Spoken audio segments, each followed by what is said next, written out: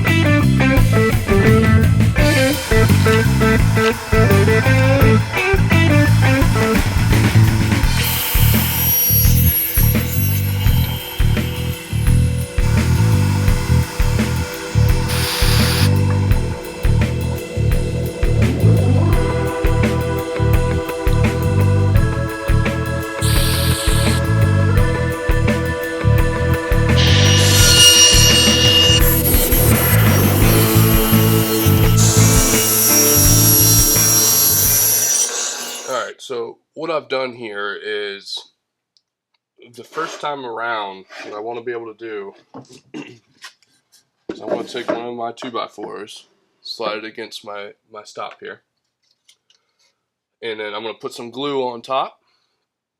I'm going to slide one of our braces on the top of it, and the first mark I've made here is screwed to the top. Second mark is screwed to the bottom, and the third mark is screwed to the top again. So what's going to end up happening is I'll have a top, a bottom, and a top. Flip this guy over. We'll put the other brace on here. And now I have new marks. So this is going to be to the bottom of this side, the top of this side, and then the bottom of this side. And that's going to let them stagger between the left and right of the braces. So I think that's going to work pretty good. And, well, let's give it a shot.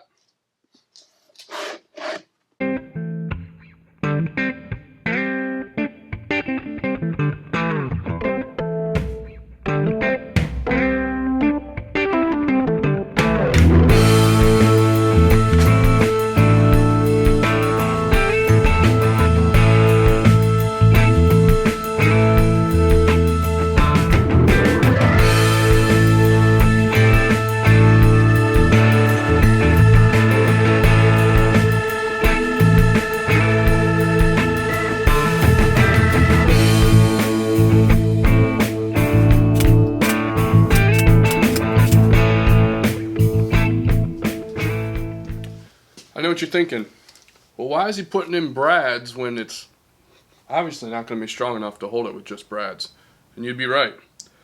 I'm just holding it in place until I can use some of these screws.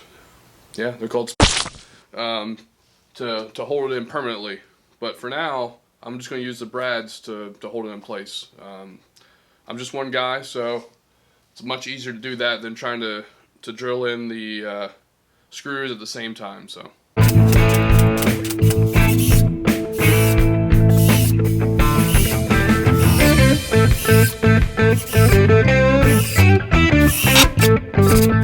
Alright, so they're all screwed in, and if you're asking yourself why do you use 4 screws for each, well, I figured if it's worth engineering, it's worth over-engineering. So these things are in there pretty damn good. So the way I set it up is the very top one I put five across, because I was able to make a total of 20. 5 across on the top is for 12 foot.